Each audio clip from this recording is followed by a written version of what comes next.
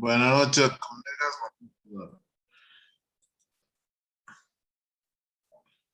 Me imagino que el partido ha hecho que estén muy pocos hoy día, pero bueno, verán la grabación. Hoy tenemos la última clase de la parte de Derecho Médico y la penúltima clase de este cuarto módulo. Voy a hablar de la responsabilidad profesional del personal de salud.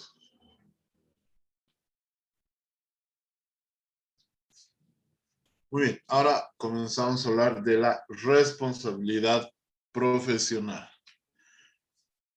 Y obviamente, dentro de la responsabilidad profesional está la responsabilidad médica, que implica el compromiso de responder por el acto médico y la obligación de reparar o indemnizar sus consecuencias.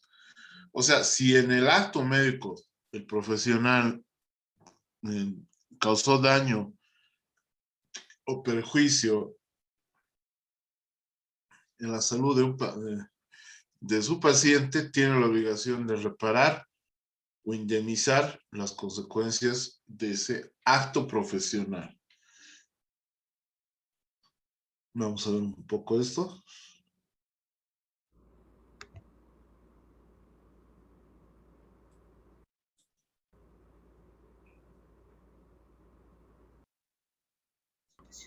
Es preservar la vida humana, por lo que queda bajo su responsabilidad la protección de la vida y la salud del paciente. Un ratito, vamos a aumentar.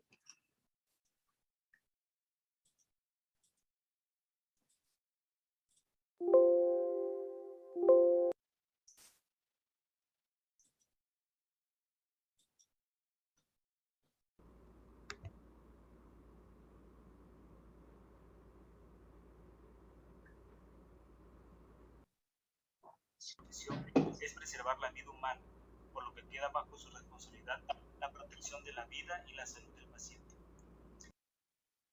De estas máximas se ha observado que el actuar de los profesionales de la salud no siempre se apega a las normas establecidas.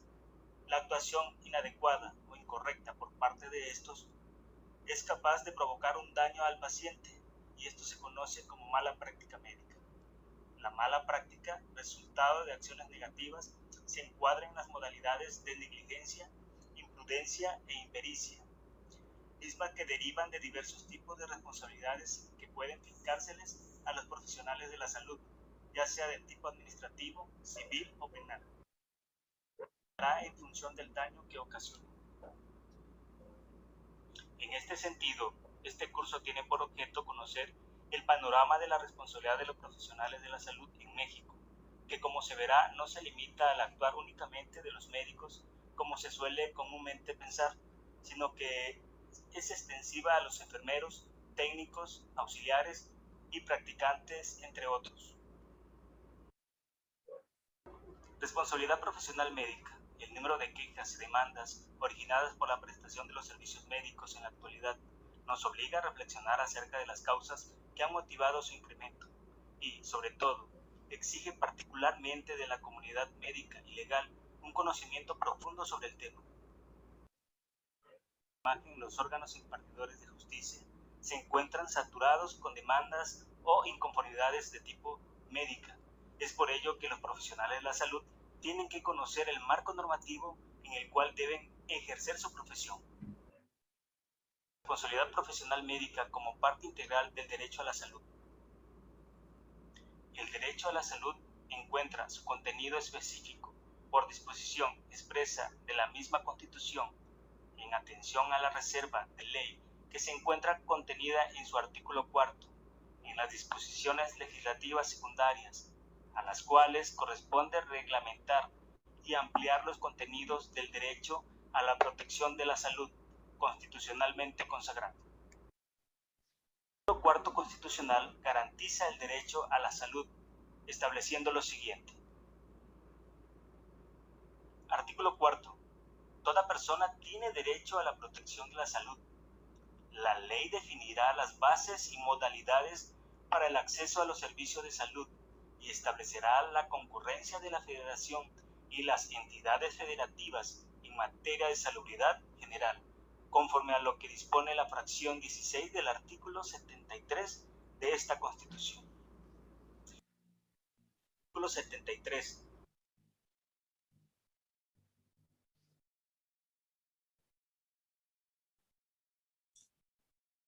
Disponiendo a su vez de mecanismos e instrumentos que permitan clarificar la responsabilidad que existe o se deriva de una mala praxis.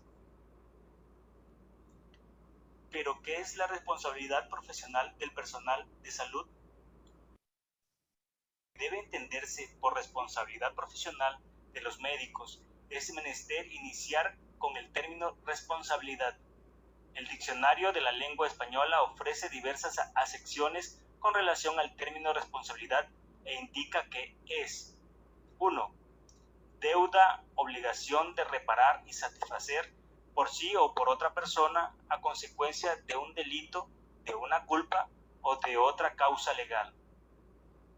Otro concepto sería el cargo u obligación moral que resulta para alguien del posible yerro en cosa o asunto determinado. Y un último concepto podría ser el siguiente: capacidad existente en todo sujeto activo de derecho para reconocer y aceptar las consecuencias de un hecho realizado libremente. En el diccionario jurídico mexicano se señala que un individuo es responsable cuando, de acuerdo con el orden jurídico, es susceptible de ser sancionado. Por lo tanto, la responsabilidad presupone un deber, del cual debe responder el individuo. Así tenemos finalmente que, en los tres casos, se concuerda con los elementos que implica la responsabilidad. Uno, el deber de hacer o no hacer, y el otro del cumplimiento de la obligación que se desprende de este deber, del cual se deriva una consecuencia que también implica una sanción. Ahora bien, de la diversa literatura en materia se observa que el concepto de responsabilidad profesional de los médicos ha sido definido por diversos autores, y en ese sentido se tiene que Jorge Alberto Riu, citado por Choi García, lo define como una obligación que posee todo profesional del arte de curar, de responder ante la justicia por el daño que resulte de su actividad profesional. En términos generales, Carrillo Favela señala que por responsabilidad profesional médica se entiende la obligación que tienen los médicos de reparar y satisfacer las consecuencias de los actos, omisiones y errores voluntarios e involuntarios, e incluso dentro de ciertos límites cometidos en el ejercicio de su profesión. Podemos afirmar que la responsabilidad profesional médica es la obligación que tienen los médicos de reparar y satisfacer las consecuencias de los actos, omisiones y errores voluntarios e involuntarios, incluso dentro de ciertos límites cometidos en ejercicio de su profesión. Pero ¿cuáles son los tipos de responsabilidades? Los tipos de responsabilidades en que puede incurrir el personal médico son las siguientes y las citamos de la forma siguiente. La primera, responsabilidad administrativa. La responsabilidad administrativa ocurre cuando el profesional de la salud infringe alguno de los preceptos establecidos en la Ley General de Salud, sus reglamentos y más disposiciones que desprenden de dicha ley, independientemente de que se haya o no causado un daño en la salud del paciente. Frente a este derecho de los usuarios existe, correlativamente, la obligación para las instituciones, médicos y en general para cualquier persona relacionada con la prestación de servicios de salud de brindar la atención médica en las condiciones antes descritas, por lo que si su actuación no se ajusta a las normas que contempla la forma en que ésta debe ser proporcionada, dichas personas podrán ser sujetos a responsabilidad jurídica.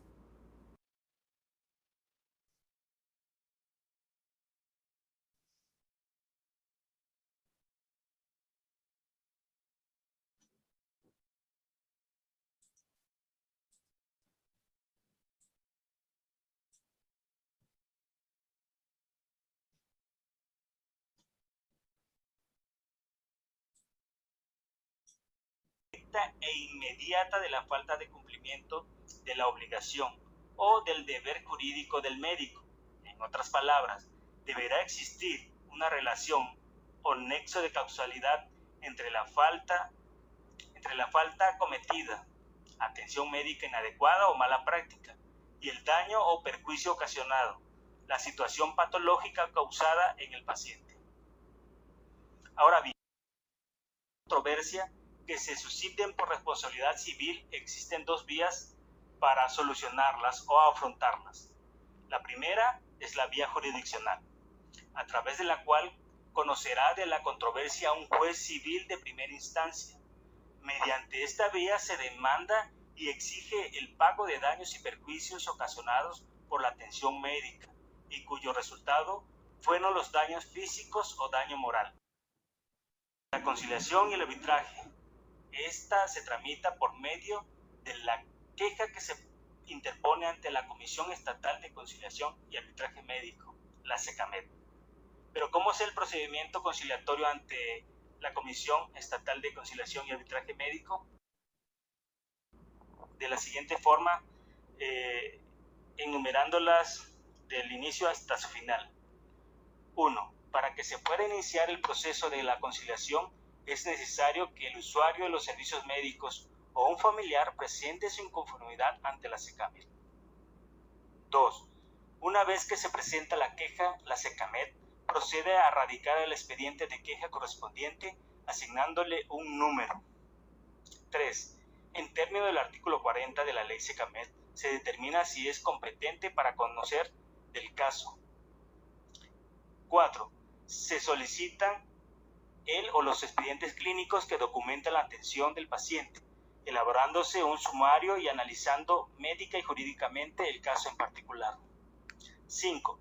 Se otorga una audiencia informativa al o los prestadores del servicio médico, con la finalidad de enterarlos del caso y de las pretensiones plasmadas por el quejoso. 6. Se efectúan las audiencias conciliatorias que las partes estimen necesarias. De la forma en que puede responder el profesional de la salud, continuamos con la responsabilidad penal. La responsabilidad penal ocurre cuando una persona, en contravención a las normas que describen las conductas delictivas, comete en forma dolosa o culposa alguno de los ilícitos previstos por dichos ordenamientos. El daño penal en este sentido es considerado como una agresión, un alto bien jurídico, objeto valor en la vida integral de la existencia humana, ya que la víctima ve limitadas sus facultades psicofísicas para someterse a la vida en sociedad. De ahí que la responsabilidad penal vaya más de una sanción pecuniaria, que se limita solo a la reparación del daño. Ahora bien, esas conductas o agresiones tipificadas como delitos pueden ser realizadas de manera dolosa o culposa. Entre los principales ordenamientos jurídicos que la regulan el derecho a la salud, su protección y las responsabilidades de los profesionales de la salud, la Estado de Tabasco, que se encuentran tipificados desde el artículo 300 como retención de cadáveres. Número 6. Enajenación fraudulenta de medicinas nocivas o inapropiadas. Concluir esta plática con la siguiente frase. Es mucho más importante saber qué tipo de paciente tiene una enfermedad que qué clase de enfermedad tiene un paciente. Gracias. Muy bien, un poco lo que ha dado Derecho Comparado de México, no estamos oyendo sonido, que ellos sí tienen la parte de conciliación y arbitraje, que en nuestra ley está, pero que en la práctica no existe, ¿no? Entonces, la responsabilidad médica, la responsabilidad profesional en el ejercicio médico es amplia, pero lo vamos a ver hoy como una responsabilidad administrativa, una responsabilidad civil y una responsabilidad penal. Y obviamente esta responsabilidad va desde la antigüedad. En el Código Hammurabi ya se veía algunos aspectos de la mala praxis. y se lo hemos dado cuando hemos dado la clase introductoria hace casi 4 meses atrás. La ley aquiliana, la ley de Aquila romana, también daba ya algo de la mala praxis. Y esas normativas ya hablaban de una responsabilidad penal, civil, administrativa y ética del médico. Entonces, la responsabilidad médica es la obligación que todo médico tiene de responder por las consecuencias perjudiciales en los actos cometidos en el ejercicio de la profesión. Por ejemplo, un hecho de violación en un hospital o en una clínica no es un hecho en el ejercicio de la profesión, eso es un delito público. ¿Cuáles son las causas más frecuentes de demandas? Desde errores en el diagnóstico, demora en el diagnóstico, consecuencias fatales por el acto dentro del acto médico, accidentes terapéuticos, agravación de una enfermedad primaria, tratamiento incompleto, cuidado o seguimiento inadecuado. Cuando hablamos del acto médico, estamos hablando del quehacer profesional en la prevención, en el diagnóstico, tratamiento y rehabilitación de una enfermedad. Eso no nos olvidemos. Entonces, el acto médico, ya en el video lo dijo, hay uno que es dolo y culpa. La culpa, bueno, el dolo, hay la intención deliberada de causar daño. Por ejemplo, el aborto es dolo. Un certificado falso es dolo. ¿Ya? Entonces, hay responsabilidad. O sea, se tenía conocimiento de que eso estaba mal y a pesar de eso lo hemos hecho y hemos planificado, ha habido una preparación previa. La culpa es falta necesariamente la intención de dañar, o sea, en la culpa no hay la intención de dañar, pero hay una negligencia, hay una desidia, hay una impericia, hay una falta de precaución o imprudencia, etcétera. Entonces, si bien no teníamos la intención de dañar, de alguna manera hemos tenido una responsabilidad para que, o sea, no hemos seguido la normativa para que por efecto de eso causó un daño o perjuicio. Y el caso fortuito es lo que hemos visto en las anteriores clases, ¿no? El error médico, el evento adverso, incluso iatrogénico. Porque estos hechos no son extraños al hombre, ¿no? Ocurren al azar, es decir, una consecuencia extraordinaria o excepcional en el ejercicio de una profesión. Entonces, la culpa médica obviamente es un defecto de una conducta indebida. O sea, la culpa es un defecto de una conducta debida. O sea, lo que deberíamos hacer no lo hicimos. De voluntad o del intelecto. Puede ser positivo o negativo. O sea, puede ser por comisión u omisión. El incumplimiento de las obligaciones y de los deberes existentes, normados, el que no los haya seguido sí han causado un daño, ¿no? Y obviamente nuestra normativa sí ordena la reparación. Que el acto médico no se hizo con intención de daño, pero se produjo por falta de previsión para evitar el daño. Ejemplo, negligencia, impericia, imprudencia y no observancia normativa. ¿De qué estamos hablando? De mala praxis profesional. ¿Y cuál es, según el ordenamiento jurídico, al médico se le impone la obligación de responder por las consecuencias dañosas de su actividad profesional, tanto al personal de salud? Y esas consecuencias son la impericia, la imprudencia, la negligencia, la mala conducta profesional y la inobservancia de la normativa. Esa responsabilidad médica, que es la obligación que tiene el médico de reparar las faltas cometidas en el ejercicio de la profesión, indemnizando a la persona que ha sufrido el daño o sufriendo una pena. Y dentro de las 3 clases tenemos una responsabilidad administrativa, y eso está normado en los reglamentos internos de los sedes, de los hospitales, ¿no? Donde ya indica cuáles son las faltas que se han cometido, ¿no? También están en la parte de los reglamentos, normas legales, están las cláusulas normativas de convenios que se hagan en cuanto a la seguridad y salud laboral, etc. Hay una responsabilidad civil. Desde el momento en que una persona acepta el ingreso de un paciente, establece, o bien desde el comienzo de la atención médica, un contrato implícito que es obligatorio. El médico tiene una responsabilidad civil directa. Si realiza un acto imprudente, inexperto o negligente y produce un daño al paciente o un perjuicio, como producto del daño, el médico debe hacerse responsable por indemnizar al paciente. Pero cuando esa falta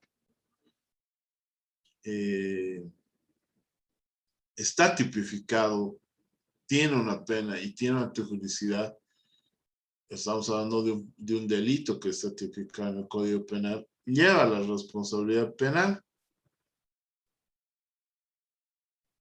Ya entonces, ya esto tiene otras medidas fuera de la indemnización.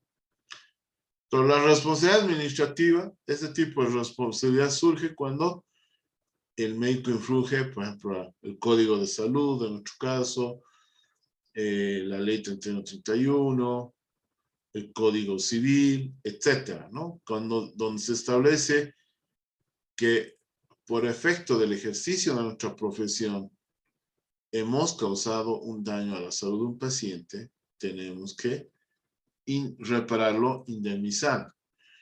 Entonces ahora hablemos de la responsabilidad civil.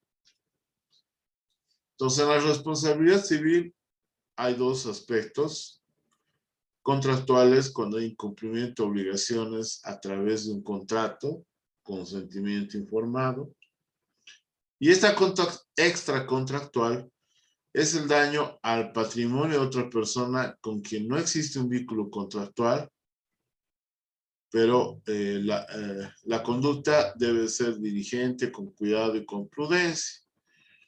Primero tenemos que determinar la culpa, ¿ya? Y es la falta de previsión de un resultado desastroso, o sea, de un daño.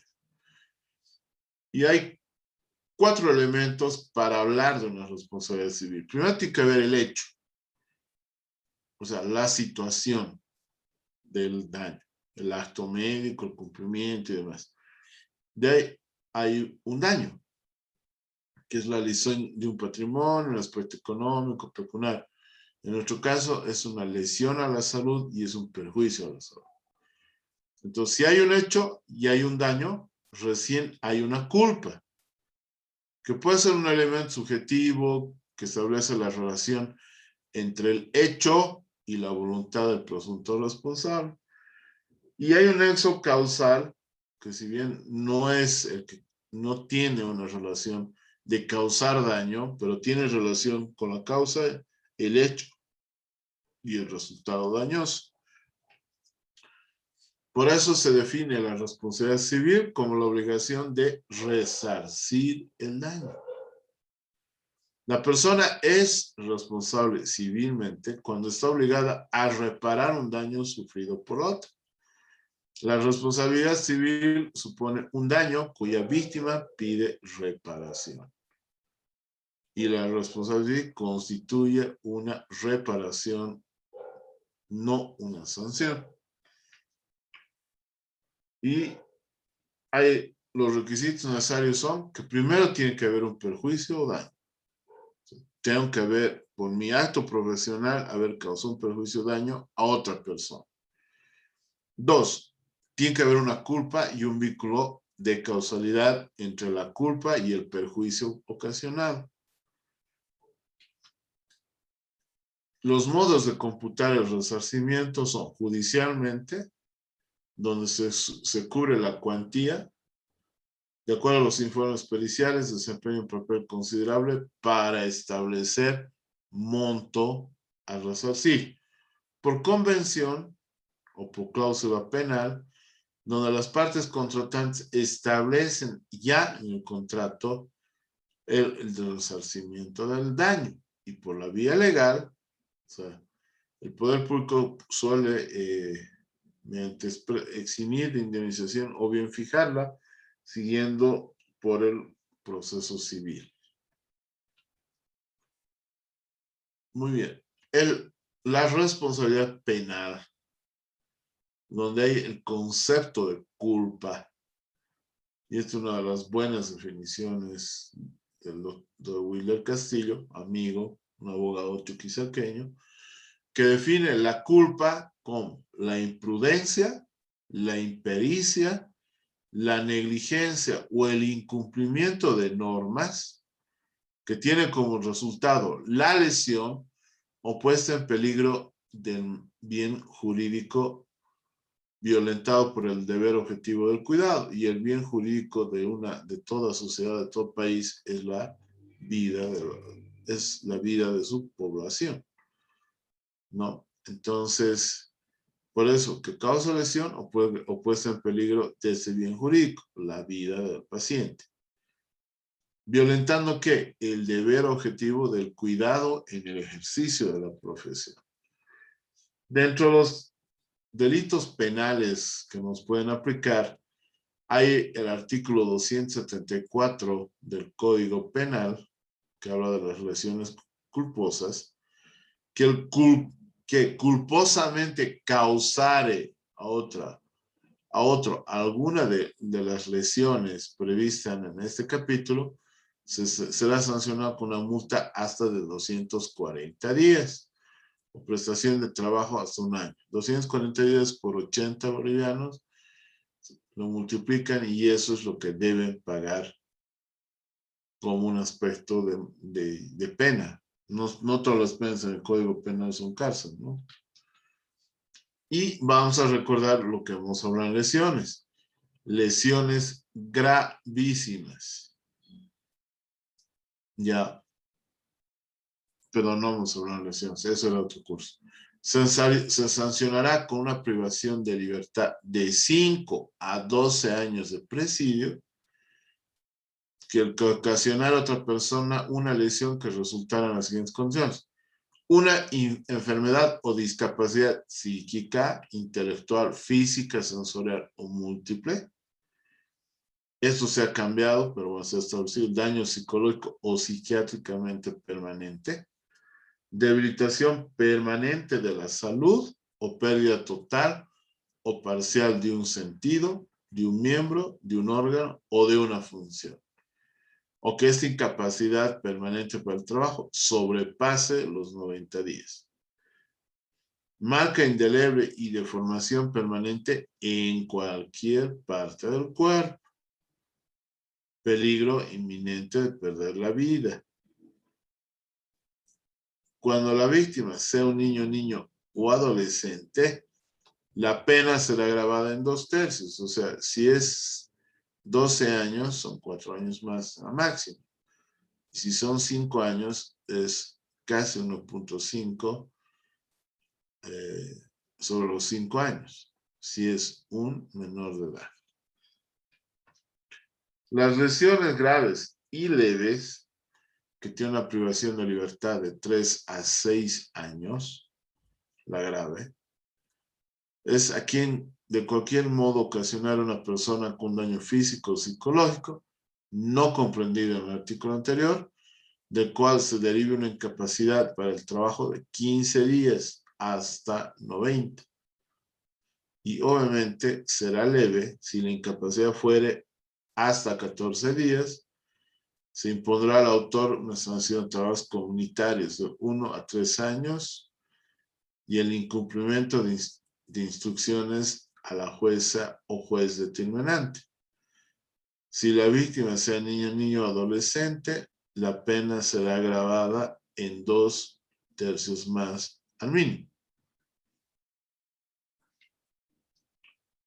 Muy bien. El artículo 260 habla de homicidio culposo.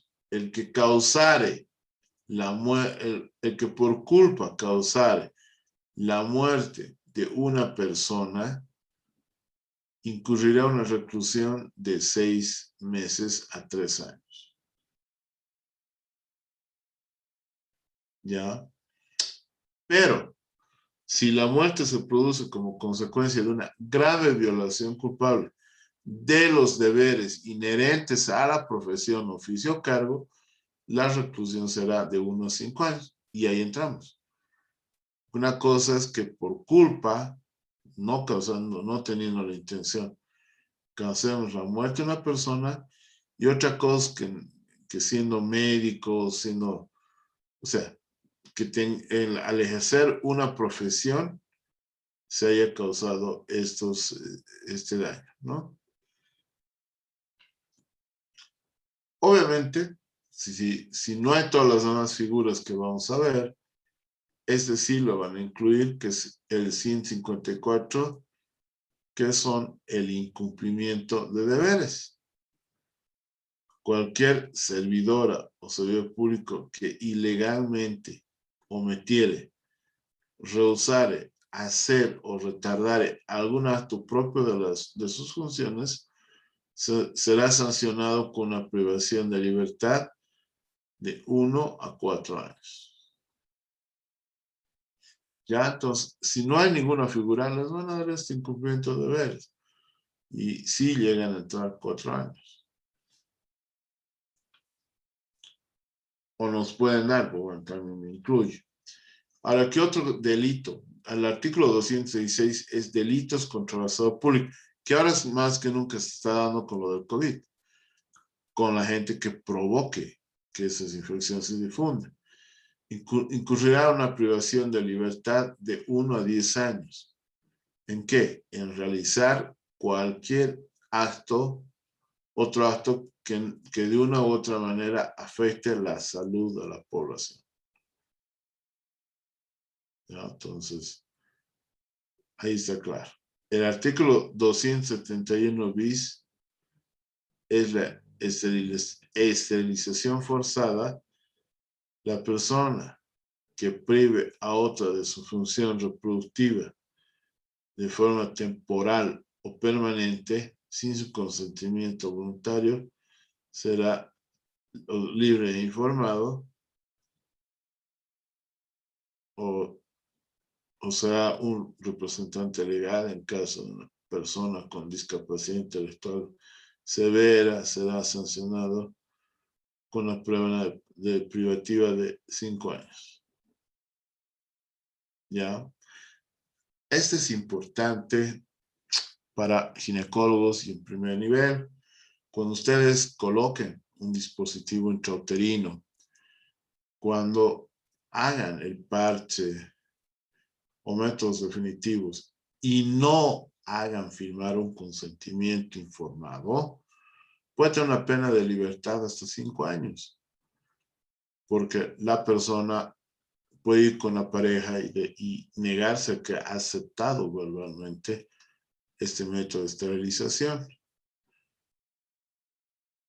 De hecho, ya hemos hablado que es un papá Nicolau, que es un procedimiento diagnóstico, de acuerdo al artículo 44, tiene que tener un consentimiento informado. Entonces, si usted lo hace verbalmente y bueno, le pone un dispositivo, lo que sea, lo pueden acusar con el artículo 271 de la esterilización forzada. Porque ahí dice clarito, la persona que prive otra de su función reproductiva de forma temporal o permanente, sin su consentimiento expreso, voluntario, libre o informado, o de su representante legal en caso de discapacidad severa, será sancionado con unos 5 años. Eso está claro, entonces, para los que hagan eso y se dediquen a esos procedimientos. Ahora, dolo. El dolo se define como conocimiento, saber que eso está mal, y voluntad de realización, y quererlo hacer, ¿no? El tipo objetivo. Entonces se incorporan así al concepto de un elemento intelectual y de otro anímico o motivacional.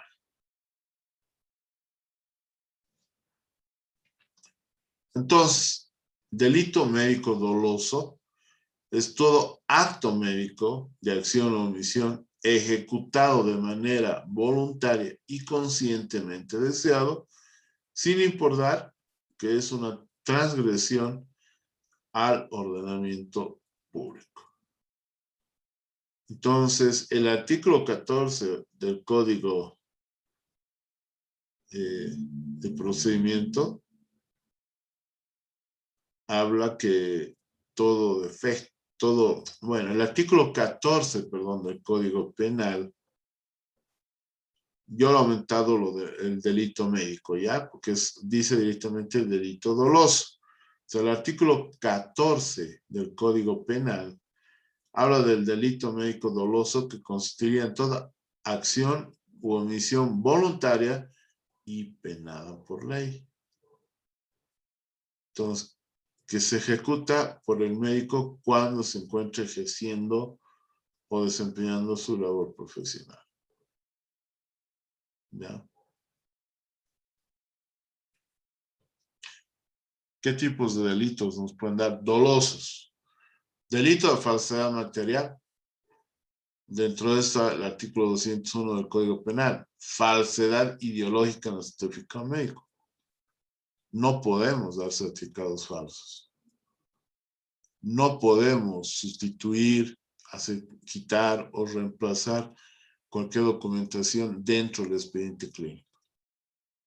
Porque puede aplicarse a la falsedad ideológica. Violación del secreto profesional, 302, inciso del Código Penal. O sea, eso no hay dónde hablar, ¿no? O sea, el secreto médico. Si yo sé algo, es para mí. Y no puedo irlo a contar. Y dentro de eso están los delitos previsionales, que es del 345, párrafo 3 del Código Penal.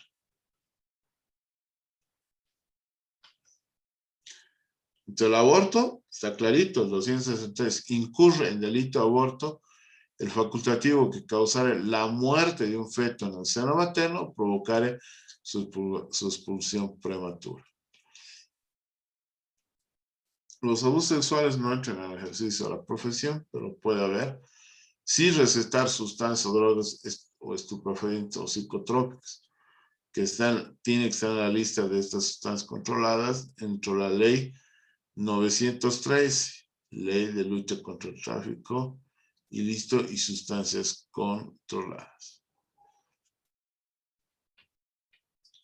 Muy bien, esos son los puntos que nos puede ver. Bueno, ahora ya hablamos del procedimiento en mala praxis médica.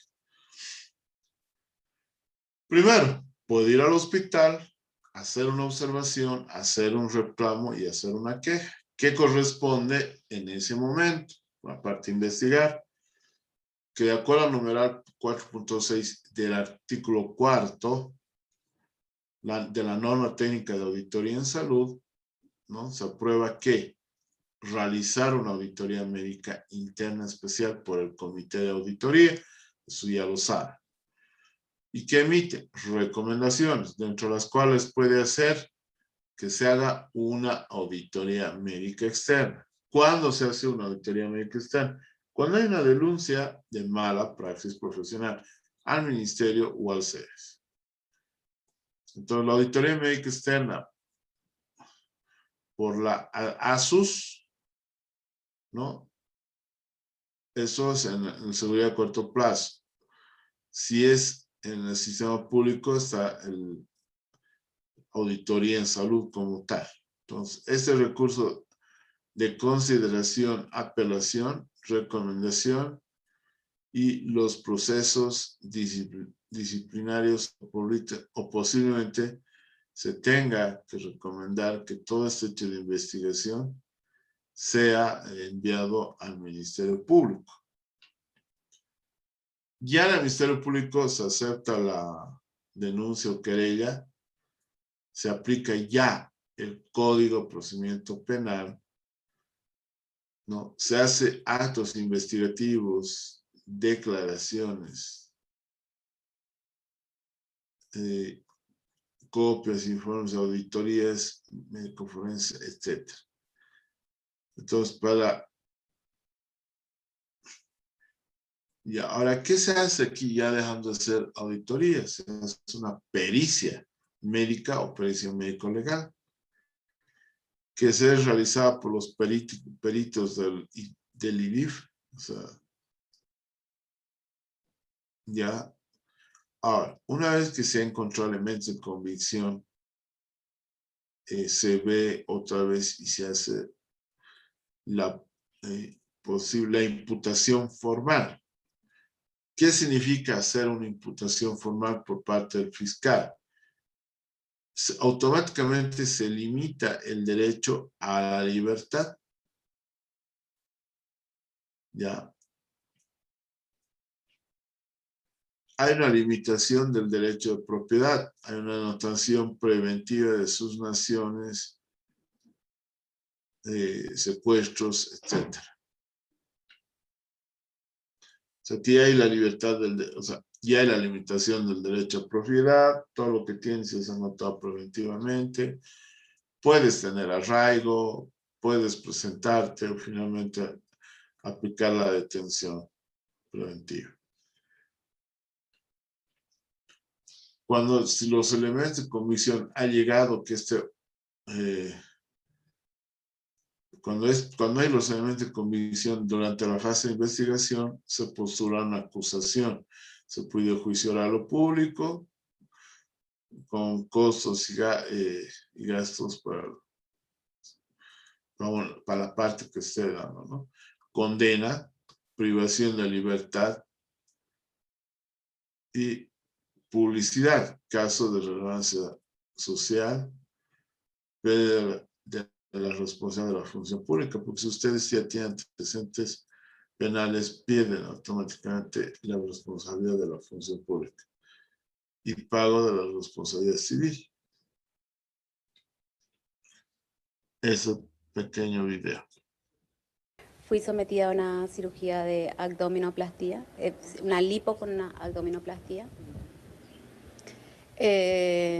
la cual después derivó en una tromboembolia pulmonar bilateral.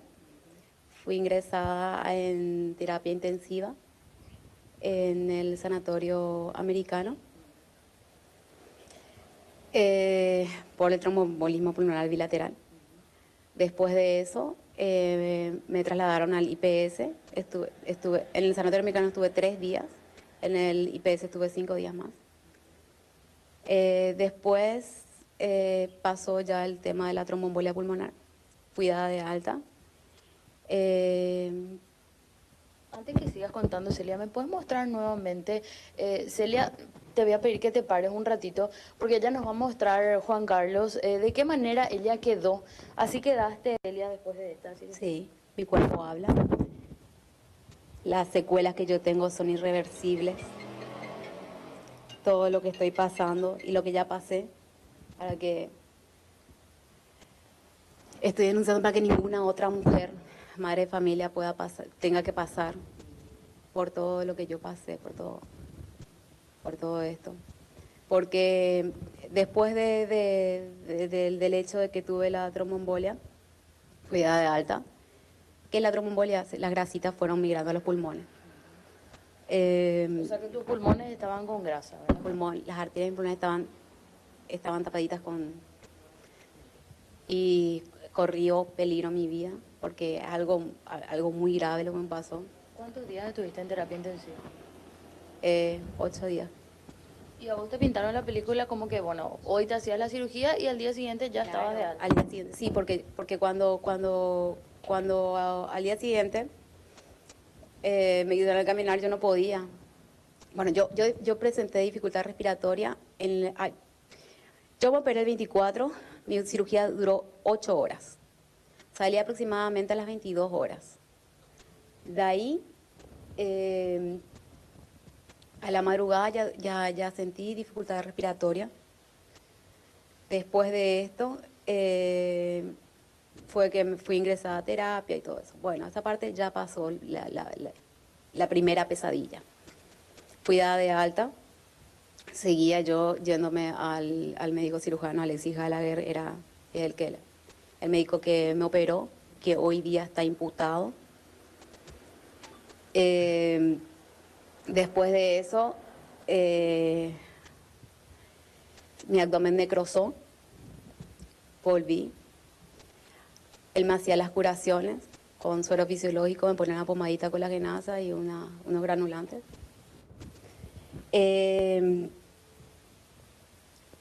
Después, como yo no veía mejoría en el tratamiento que él me estaba dando, ya estaba desesperada, concurro al Centro Nacional del Quemado y Cirugía Reconstructiva aquí en Sajonia, sin una orden judicial como él dice, como dice el doctor Alexis Gallagher. Me fui, me fiché, me inspeccionaron los médicos, viene la infectóloga, me hacen un ensopado, encuentran 4 tipos de bacterias en mi abdomen. Fui intervenida de urgencia, quedé internada en el Centro Nacional del Quemado por 2 semanas más y el tratamiento fue largo. Duró más de 5 meses para que se cierre toda la herida que tuve, y las secuelas que me dejó esto es irreversible. Yo no quiero que ninguna otra mujer, ni madre de familia, pase por todo el calvario que yo estoy pasando, por todo lo que yo pasé, por todo el sufrimiento que pasaron mis hijos, que pasó mi familia, que pasaron mis seres queridos, que pasé yo. Es algo terrible que no quiero que nadie, ninguna persona vuelva a pasar por esto. Decías incluso, Celia, que te cuesta mirarte al espejo. Hasta hoy día, yo te puedo mostrar esto, ¿verdad? Pero yo no me acepto, yo no me puedo ver en el espejo. Yo no puedo aceptar todavía todo esto que me ha pasado. Decías que esto fue un regalo de tus hijos, ¿verdad? Sí, fue un regalo de mi hija mayor. ¿Cómo te sentís hoy, Celia, después de todo esto? ¿Cómo estás contando tu historia? Y después de todo lo que pasé y sigo pasando, este médico está imputado por lesión grave. Me amenazó públicamente en una radio de que iba a ir a parar sobre choferes del Chaco y Mariscal López, porque él siempre me dijo que él tiene, como es político, tiene mucha influencia. Creo que es director médico de la justicia electoral, pero yo creo y yo confío en la justicia paraguaya de que mi denuncia tiene que llegar a un buen puerto, porque no quiero que nadie. Públicamente me amenazó hace unos días. ¿Vos sos de Ciudad del Este, no sos de Asunción? No, yo soy de Ciudad del Este. ¿Viniste exclusivamente para la cirugía? Claro, era porque él me dijo, bueno, listo, es algo sencillo. Generalmente 24 horas y estás de alta. Después tenía que quedarme unos días más para hacerme las curaciones, qué sé yo. A la semana yo tenía que estar de vuelta en mi casa. ¿Cómo llegaste hasta este médico? ¿Vos le conocías? ¿Tenía alguna referencia de él? ¿Cómo fue para que decidas hacerte con él Por una amiga que tenemos en común, por una pariente que tengo. O sea, que había plena confianza. Por supuesto, yo acudí, porque aparte que él cuando te habla, él te habla de que él es el mejor, de que tiene títulos en Estados Unidos, en España, en esto. Cuando vos te llegás a un médico, crees que es el mejor, por eso te pones en sus manos, y más como él se estaba vendiendo también. Ale, Bueno, Juan Carlos, esta es la historia entonces de Celia. Sí, te escucho. Ale, ¿qué le Sí. dijeron los otros médicos? Voy a Sí, le puedo ponerle poner el pito, el retorno, auricular, exacto. un momentito. Fito Cabral te saluda, estamos acá con Juan Carlos Vareiro. Te quería consultar, ¿tuviste alguna pericia médica, algún diagnóstico médico que hable de una mala praxis después de todo el tratamiento largo que tuviste al que tuviste que someterte? Mi cuerpo habla Sí. de lo que pasó. Ujú. No, te preguntaba en el sentido de que todos los médicos que te atendieron después de esta Claro, cirugía... el Centro Nacional del Quemado Sí. pasó su informe a la Fiscalía ya. Ajá. Y en ese informe ellos hablan de algún tipo de mala praxis. yo eso no te podría Ujú. decir porque más que nada yo puedo contar lo que a mí me pasó, yo Claro, puedo contar mi claro. historia para que ninguna otra mujer tenga que pasar por esto. Pero la parte legal o toda esa parte se encarga el abogado y yo Sí, no tengo conocimiento porque yo no, o la parte médica no te puedo decir porque yo soy una madre de familia, claro. ama de casa, Y que que nunca cuando, pensé pasar por esto. claro, no, más que nada justamente esa es la intención. Cuando vos te sometes a la cirugía, después empezás a sentir dolor, no pasa eso. ¿Qué te dice el doctor Gallagher cuando vos le decís, no, no, esto no es normal? Él me decía que con el tratamiento que él me estaba dando, que era, me quitó toda la piel necrosada, me lavaba con suero fisiológico y me ponía una pomadita colagenasa y unos granulantes, que eso después tenía que ir regenerándose de abajo para arriba. Te Iba re- a salir toda carne nueva, buena. Celia, Y él nunca quiso que yo acuda a ningún otro médico. Él no me quería derivar. Él solamente, ahí es a lo que yo voy, que él agarró y quiso como que tap- tapar todo lo que estaba pasando, ¿entendés? Por eso él no me estaba derivando a ningún otro profesional. Ese es un relato, ¿no? De una mala praxis. Fui sometida a una... Bueno, somos médicos y no asesinos. Eso es el final del tema. No sé si tiene algún comentario o alguna pregunta.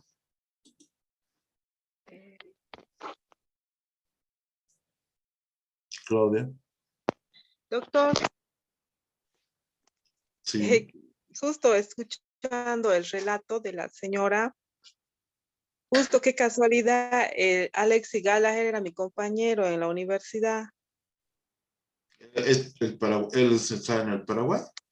Sí, él fue mi compañero en Ya. vestibulares yo estudié en Sucre, en la San Francisco Javier, y Allá. era un grupo de paraguayos que eran mis compañeros, él, su esposa y dos primos. Él llamaba mucho la atención porque tenía el pelo largo, rizado hasta la cintura y usaba cola.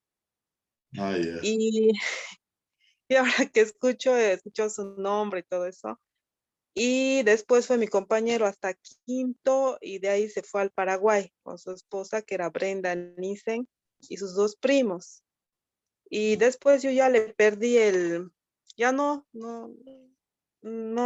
tuve contacto con ellos más. Qué triste, pero, o sea, y él decía que iba a ser cirujano plástico, Pues lo fue. Alexis, y ahora está imputado por este problema. Sí. Y yo Sí, los saqué al azar esos videos. Bueno, aparte de la sorpresa que te has debido dar, ¿alguna duda, pregunta?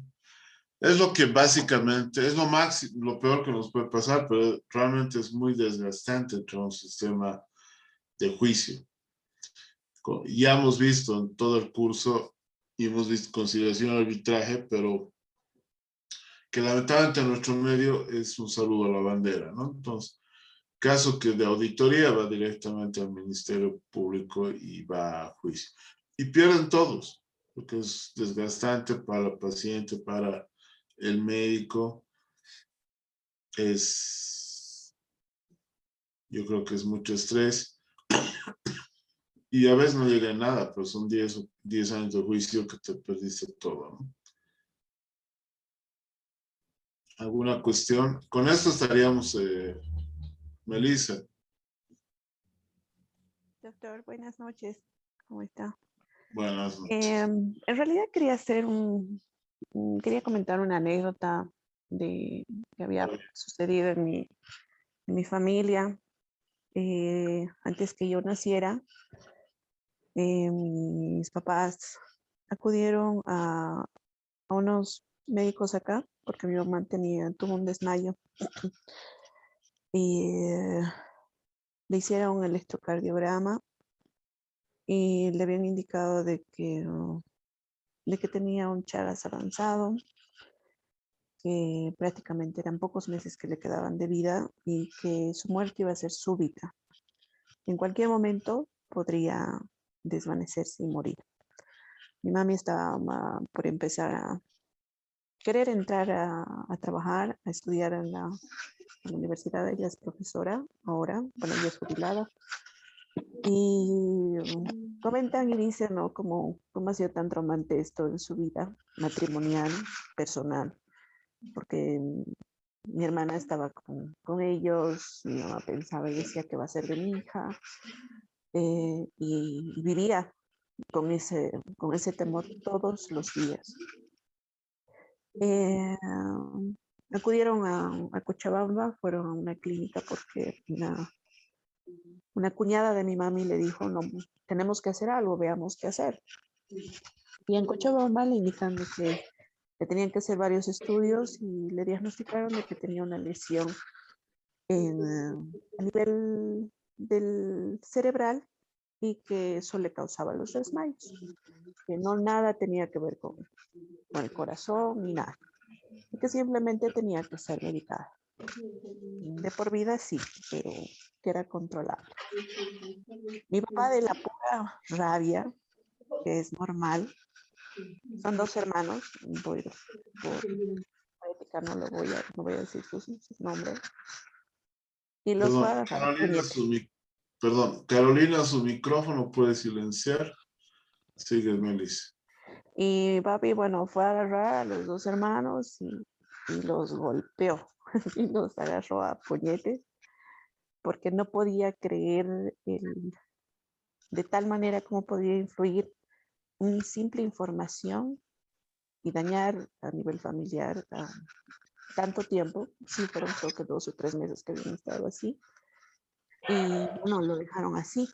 Entonces, actualmente es una anécdota para nosotros, mala, es un momento muy duro que ha pasado, pero conociendo y sabiendo todo lo que ahora sabemos, podríamos haber logrado y hacer algo.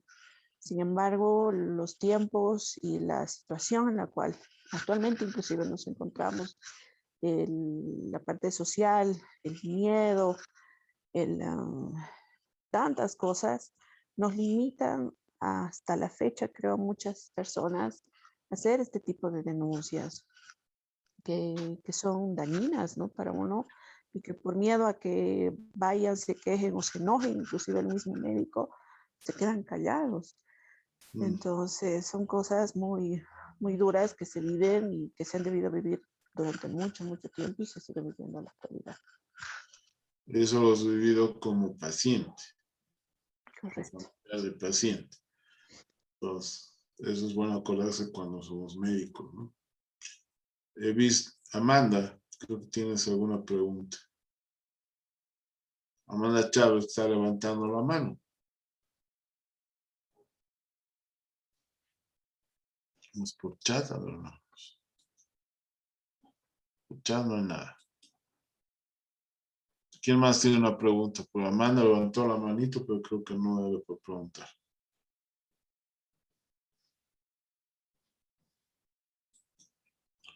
Doctor, yo tengo una consulta. Buenas noches, habla Janet.